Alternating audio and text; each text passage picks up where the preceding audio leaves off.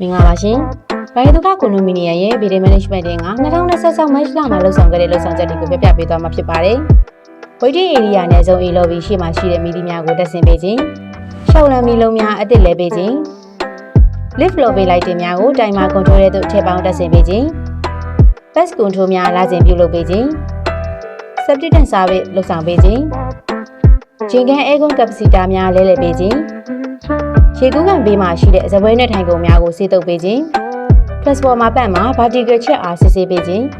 ၊ရေကူးကန်တဲ့အိုးများဆေးကြောပေးခြင်း